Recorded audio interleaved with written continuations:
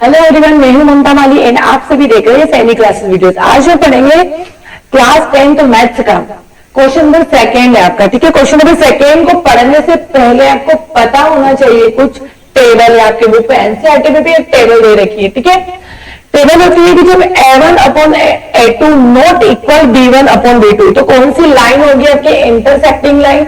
क्या सॉल्यूशन होगा, only one solution possible होगा और उसको आप कंसिस्टेंट भी बोलोगे।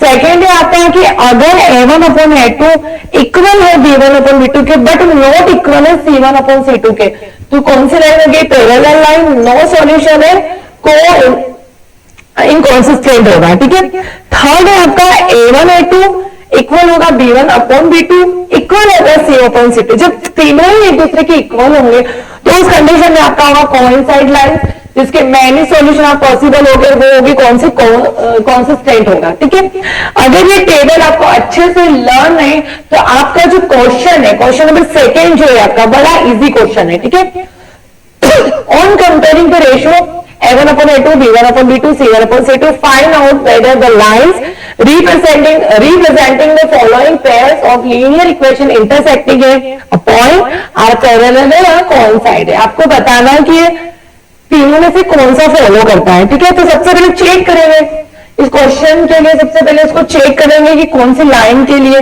ठीक है, तो यहाँ पे पहले A1/A2। ठीक है, A1 कितना है आपके पास 5। सिर्फ आपको यहाँ पे x और y वेरिएबल नहीं लेना है, ओनली न्यूमेरिकल डिजिट को देखना है। A1/A2। ठीक है, A1 कितना है 5 है, A2 कितना है 7 है। ठीक है, ये A1/A2 के लिए निकाला है। इसी प्रकार B1 कितना है 4 है। हमेशा साइन के साथ लिखोगे। अब B1 यहाँ पे देखो माइनस में 4 है। ठीक है, इसी प्रकार B2 कितना होगा आपका, B1 कितना है माइनस का 4, B2 कितना होगा 6 का। ठीक है, फिर कॉमन लगाओगे C1/C2। C1 कितना है 8 और 9 माइनस का 9। ठीक है, तो यहाँ पे चेक करते हैं कि क्या A1/A2 B1/B2 क्या इक्वल है। देखो 5/7 तो डिवाइड होगा नहीं, पर 4 और 6 डिवाइड हो रहे हैं, 3 ये भी डिवाइड होगा नहीं। तो देखते हैं कि क्या इक्वल है कि नहीं है। तो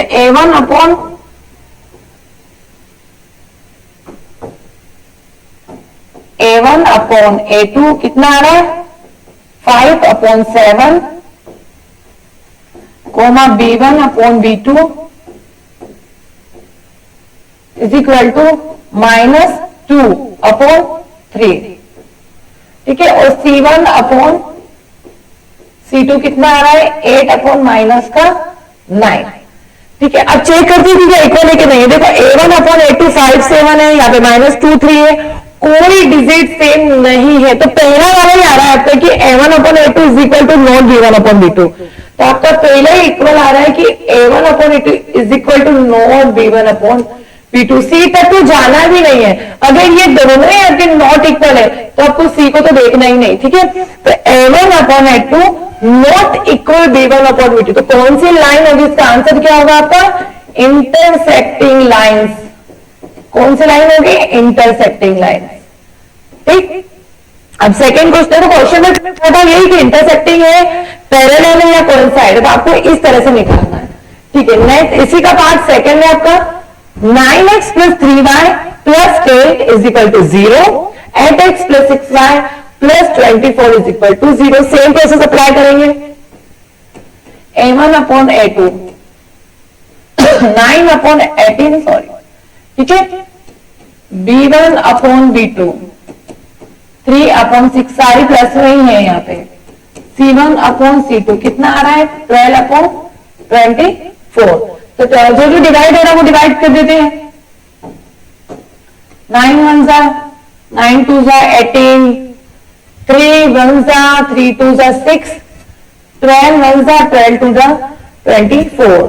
ठीक है, तो आंसर क्या आ रहा है आपका A1/A2 इज इक्वल टू कितना आ रहा है 1/2, B1/B2 इज इक्वल टू आ रहा है 1/2 और C1/C2 इज इक्वल टू आ रहा है 1/2। तो यहाँ पे देखो A1/A2 भी 1/2, B1/B2 1/2, C1 अपॉन C2 भी 1 2, यहाँ पे तीनों लाइन इक्वल आ रही है, ठीक है। तो A1 अपॉन A2 इक्वल है B1 अपॉन B2 इक्वल है C1 अपॉन C2 के, ठीक है। तो A1 A2 B1 B2 C1 C2 तीनों ही अगर इक्वल होती है तो कौन सी लाइंस होती है आपकी? अगर तीनों ही इक्वल होती है, A1 A2 B1 B2 C1 C2 तीनों इक्वल होती है, आपकी होती है कोइंसाइड, ठीक है।